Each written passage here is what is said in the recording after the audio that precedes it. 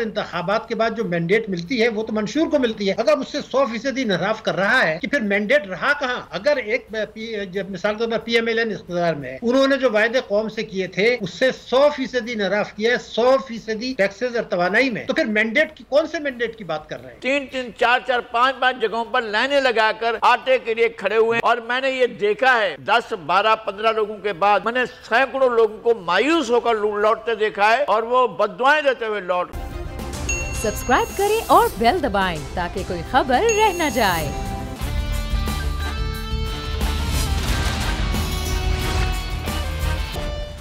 अस्सलामु अलैकुम। The special report with Mudassar Iqbal के साथ हाजिर खिदमत है। नाज़रीन, आज जो सबसे बड़ी खबर अब तक की है वो ये है कि एक ही दिन में डॉलर ने यूं परवाज पकड़ी है कि काबू में नहीं आ रहा है और इस वक्त 285 रुपये इंटरबैंक में कीमत पहुंच चुकी है।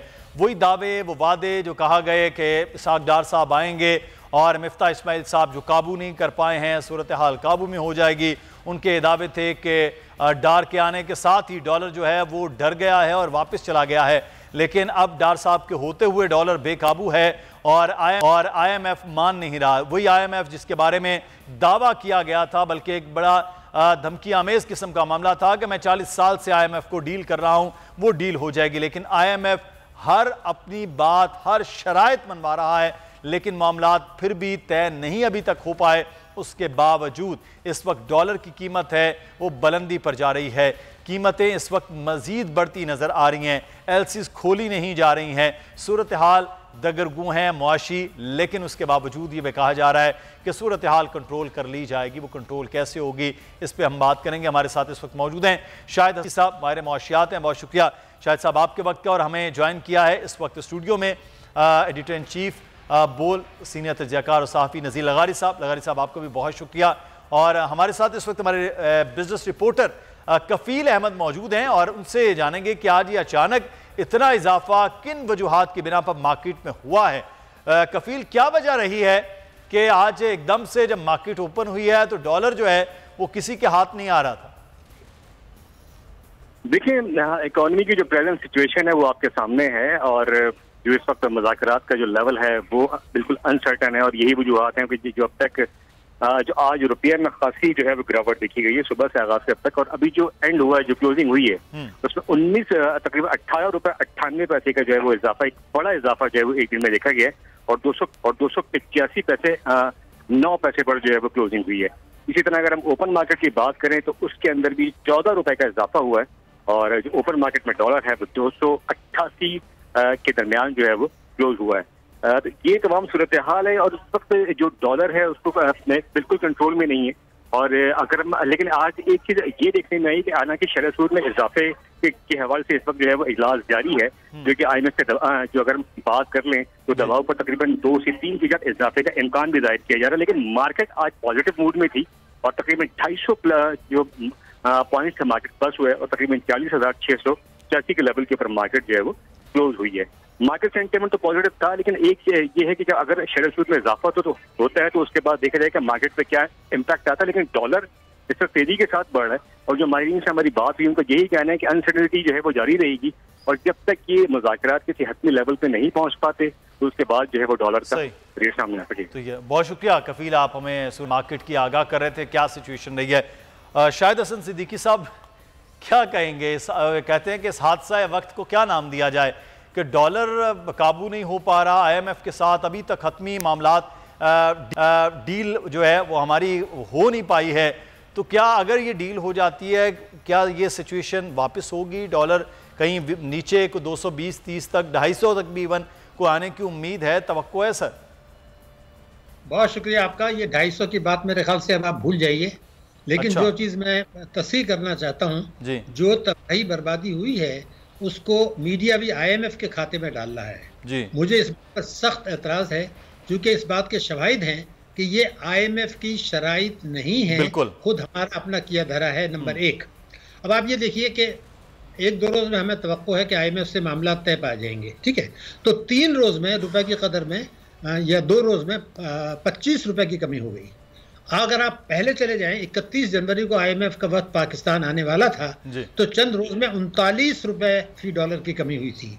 इसका मतलब यह है कि आपने रुपए की कदर को स्टेट बैंक ने और हुकूमत ने मिलके मसनूई तौर से नीचे रखा हुआ था। डॉलर नहीं थे, उस पर ट्रांजैक्शंस नहीं हो रही थी। लेकिन उस वक्त जब मैंने जनवरी की बात आपसे की तो उस वक्त 231 का रेट था और खुली मंडी में जो है 260 से ऊपर था। आज जो है खुली मंडी में 290 से ऊपर था, जिसको आप ग्रे मार्केट कहते हैं। तो सवाल ये है कि ये आपने जो तबाही बर्बादी हमने की पिछले 12 महीने में की, दानिस्ता की, जिसमें इदारे जिम्मेदार हैं, स्टेट बैंक जिम्मेदार है, हुकूमत जिम्मेदार है, FBR जिम्मेदार है, सब ने मिलकर एक खेल रचाया। लेकिन मैं ये पूछना चाहता हूँ कि क्या IMF के साथ जो मामलात मौजूदा हुकूमत ने तय किए थे, चाहे मिफ्ता इस्माइल ने किए हों या डॉक्टर साहब ने किए हों, दोनों ने क्या बार बार उनको नहीं तोड़ा?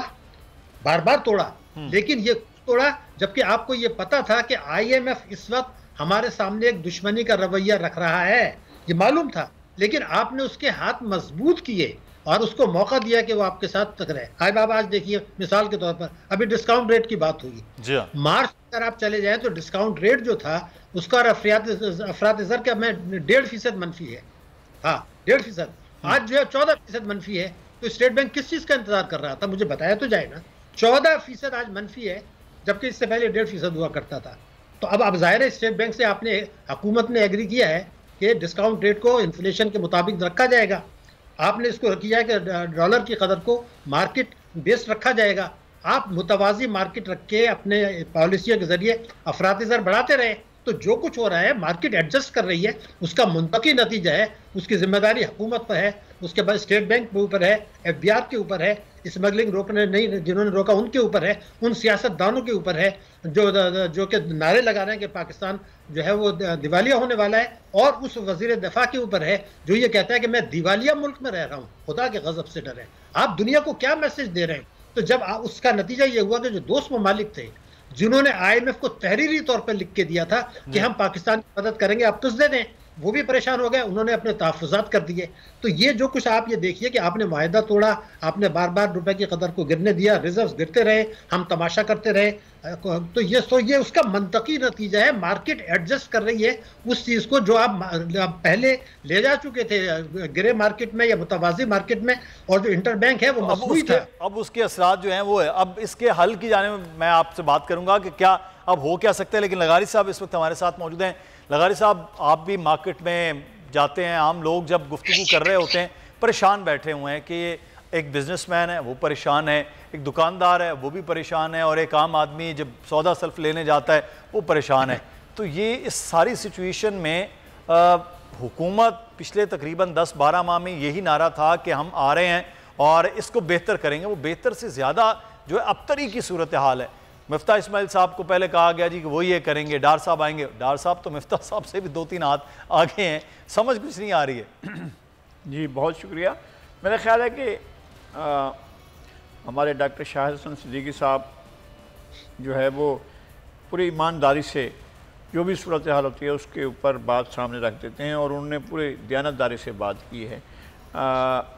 ये किसी को वो करने की बात नहीं है, खुश करने की या नाराज़ करने की। उन्होंने जो सूरत हाल है वो सामने रख दी है। मसला ये है कि स्टेट बैंक को आपने जो सॉवरेनिटी दी थी, उस सॉवरेनिटी का पाकिस्तान के हक़ में क्या फ़ायदा हुआ? आपने जो अपने मॉनेटरी पॉलिसी को और फिस्कल पॉलिसी को मातहत कर दिया था IMF की डिक्टेशन के, उसका क्या फ़ायदा हुआ? आपको क्या फ़ायदा हुआ? और आप यके बाद दीगर जो वज़राए ख़जाना को तब्दील करते रहे हैं, और इमरान खान से तो इतनी तादाद में इससे ज़्यादा उन्होंने तब्दील किए, लेकिन इन्होंने भी यके बाद दीगर 2 वज़राए ख़जाना को लाए हैं, तो उससे इनको क्या फ़ायदा हुआ? वज़ीर दिफा के बयान से ये क्या हासिल करना चाहते थे? वो क्या मुल्क को, पाकिस्तान के अवाम को, पूरी दुनिया को, पूरी दुनिया की स्ट्रेटेजिक जो हैसियत रखने वाली क़ुव्वतें हैं उनको ये मैसेज क्या दे रहे थे? क्या बताना क्या चाह रहे थे कि हमारा लूट का माल आगे पड़ा हुआ है, हम जो हैं वो अब बेबस हो गए, हमारे हाथ पांव बांध दिए गए हैं, अब आइए जो आपने करना है वो कर लीजिए, हमारी तो कोई पोजीशन नहीं रही है। तो हुकूमत ने अपने आप को, हुकूमत और उसके साथ उसके जो इदारे थे, उन्होंने अपने आप को वॉलंटियर किया कि IMF की डिक्टेशंस और ज़्यादा सख्त हों ताकि हम और ज़्यादा सख्त के तक। असल मसला ये इनका धंधा है, जब आपका डॉलर गिरता है तो इनको फ़ायदा होता है, बढ़ता है तो इनको फ़ायदा होता है। जब पाकिस्तान की इकनॉमी पर कोई मुसीबत आती है तो इनका फ़ायदा होता है। ये इनके धंधे का नाम है ना, इनके तरीक़ेकार, इससे ये फ़ायदा उठाते हैं। इवन ये कि दुनिया का वाहिद मुल्क है जिसके अंदर सब्सिडीज जो है वो उसको दी जाती है, जो सेठ होता है उसको सब्सिडी दी जाती है, मासेस को, आम आदमी को कोई रियायत नहीं दी जाती है। भाई जिनके पहले ही खरबों के मामलात हैं, अरबों के मामलात हैं, उनको आप और जाकर कहते हैं कि ये लीजिए आपकी खिदमत में ये पेश है, तो उस मुल्क में आप तवक्को क्या करते हैं कि लोगों के लिए क्या सोचा जाएगा? मासेस परेशान हैं इसलिए कि अब आम इंसानों के लिए जीना दो भर हो गया है, नहीं है लोगों के पास खाने की। मैंने खुद अभी मैं कुछ इलाकों में देख कर आया हूँ, देही इलाकों में, कि किस तरह के लोग लाइनें लगाकर एक छोटे छोटे शहर में 3-3, 4-4, 5-5 जगहों पर लाइनें लगाकर आटे के लिए खड़े हुए हैं। और मैंने ये देखा है, आप यकीन करें मुदस्सिर, ये देखा है कि 10, 12, 15 लोगों के बाद मैंने सैकड़ों लोगों को मायूस होकर लौटते देखा है और वो बददुआएं देते हुए लौट रहे हैं, लोगों को आटा नहीं मिल रहा है। और ये हर सूबे की ये हालत हो रही है, ये हर सूबे की ये हालत है जो आप बात कर रहे हैं, और हर शहर की हालत हो रही है। अच्छा शाहिद हसन सिद्दीकी साहब, सर मतलब इस सिचुएशन में बस यही है कि हाथ पांव हम बांध के बैठे हैं या कुछ बेहतरी की सूरत हो सकती है? किया क्या जा सकता है सर इस सारी सिचुएशन में? आप बार बार बात कर रहे हैं कि आईएमएफ के कहने पे नहीं हो, बिल्कुल ही आईएमएफ के कहने, आईएमएफ ने तो कहा अखराजात कम करें, हमारे बजट ये वो जितना डिफरेंट है उसमें, वो तो ऑब्वियसली हम वो नहीं करना चाहते। हमारा काम तो है डायरेक्ट टैक्सेस लगा दिए जाए, जो है इनडायरेक्ट टैक्सेस के सूरत में वो पैसा इकट्ठा कर लिया जाए। सर अब कर क्या सकती है हुकूमत, हम क्या कर सकते हैं इस सिचुएशन में, पूरी कौम? बहुत शुक्रिया। सिर्फ एक जुमला और मुझे आप कहने दें जी कि भारत का अफरात-ए-ज़र जो है ना वो 7% है और इसमें बांग्लादेश में 9% है। कई मुल्क में जो हमारे ट्रेडिंग पार्टनर्स हैं, अगर वहाँ डिस्काउंट रेट जो है 2.5%, 3% है, तो मेरे मुल्क में अगर 17 से बढ़ने वाला है तो किस तरीके से आप कम्पीट करेंगे? जरा कोई सोच तो लेना। वाला जी 19 हो जाए, अभी जैसे आपके कहते हैं शायद 20 भी हो जाए तो, लेकिन क्या उससे फायदा क्या होगा? स्टेट बैंक को ये बात कब समझ में आएगी कि जब तक वो इसके साथ स्ट्रक्चरल इस्लाहात नहीं करते, जब तक हुकूमत स्ट्रक्चरल इस्लाहात नहीं करती, जब तक हुकूमत के जो पॉलिसी है फिस्कल और स्टेट बैंक की मॉनेटरी पॉलिसी उसमें आपस में टकराव है, तो फिर ये इससे बेमानी बात है ना, ये जो कुछ कर रहे हैं इसका कोई फायदा नहीं है सिवाय इसके कि आप जो है वो कॉस्ट ऑफ प्रोडक्शन बढ़ेगी, बरामदात जो है वो मुतासिर होंगी, आवाम कुचले जाएंगे, बजट खसारा बढ़ेगा। क्यों बढ़ेगा? इसलिए कि आपका रुपये में सारी कदर जो आप पे करेंगे वो बढ़ जाएगा, पेट्रोल के नर्ख बढ़ेंगे, बिजली के नर्ख बढ़ेंगे, तो हम तो मईशत को तबाही की तरफ ले जा रहे हैं। अब मैं आपके सवाल की तरफ आ जाता हूँ। 1980 से आज तक हमारा ग्रोथ रेट जो है भारत और बांग्लादेश, श्रीलंका से भी कम है। पिछले अगर 10-12 सालों में देखें, तमाम पार्टियों ने, तीनों पार्टियों ने वफाक में और सूबों में, उन्होंने जो वो किए थे अपने मंशूर में वायदे, उनसे 100% इनराफ किया। अब जब सुप्रीम कोर्ट ऑफ पाकिस्तान हमारा डिस्कस करता है इंतखाबात, तो मेरा एक सवाल उनसे ये होता है कि अगर इंतखाबात के बाद जो मैंडेट मिलती है वो तो मंशूर को मिलती है, अगर उससे 100% इनराफ कर रहा है तो न सुप्रीम कोर्ट ने कोई ये बात करने के लिए तैयार नहीं है कि फिर मैंडेट रहा कहाँ।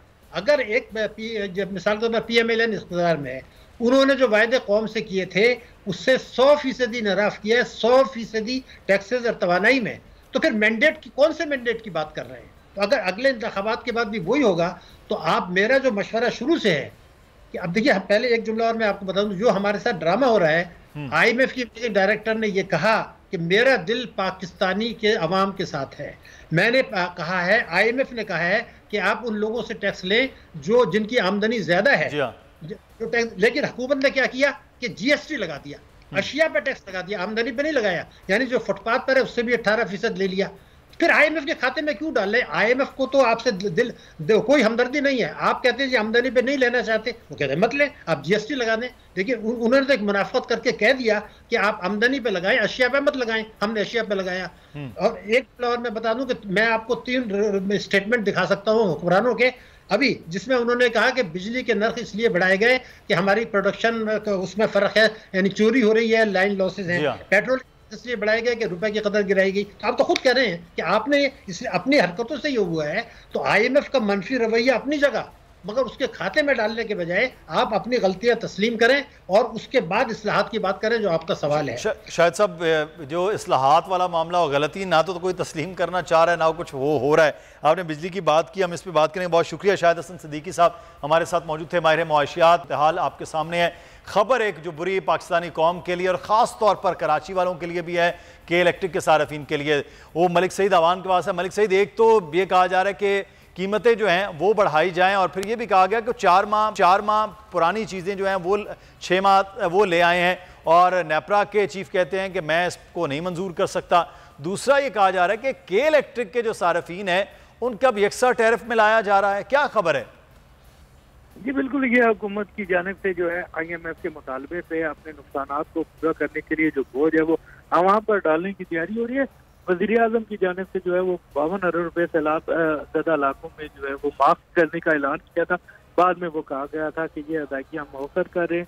वो अदायगियाँ जो है वो अपने साथी से लेने के लिए 3 रुपये और 39 पैसे जो फी यूनिट इजाफे सरचार्ज आयद करने की जो वो दरख्वास्त आज नेपरा को जमा करवाई गई थी। तो उस पे चेयरमैन नेपरा का यही कहना था कि सुप्रीम कोर्ट के फैसले की रोशनी में 2 से 4 माह के अंदर। मलिक सईद, मैं कता कलामी की माफी, मैं आपको रोक रहा हूँ। जिन इलाकों में माफ किया गया था अब उनसे लिया जा रहा है पैसे, वो सारे के सारे? ये पूरे पाकिस्तान से वही जो सैलाब के दौरान इन्होंने अदायगियां मौखर की थी, वही सरचार्ज अब आवाम से वसूल किया जा रहा है। चेयरमैन नेपरा ने यही कहा कि आप इससे पहले भी जो है वो पैसे ले रहे थे, लेकिन आपने नेपरा से मंजूरी नहीं दी। इससे पहले भी जो है वो हुकूमत की जानिब से 43 पैसे जो सरचार्ज है वो आयद था, जिससे वो जिसकी नेपरा से मंजूरी नहीं ली, लेकिन अभी 3 रुपये 39 पैसे की मंजूरी जो है वो उसके लिए दरख्वास्त नेपरा में दी। तो जिस पर चेयरमैन ने कहा, उन्होंने बर्म का इजहार किया, उन्होंने कहा कि पहले तो हुकूमत जो है वो उसने नहीं की, अब ये आप नेपरा से मंजूरी लेकर जो गड्डी हमारे गले में डालना चाह रहे हैं। आप ये कहेंगे कि जी नेपरा ने मंजूरी दे दी और नेपरा के ये सूरत हाल हुकूमत ने बगैर नेपरा के जो पैसे जो वो भी इकट्ठे कर रहे थे और अब 3 रुपये 39 वो कहा जा रहा है। बहुत शुक्रिया मलिक सईद अवान। हमें यहाँ पर एक जो ब्रेक है वो लेना है, ब्रेक के बाद वापस आते हैं, फिर मजीद बात होगी।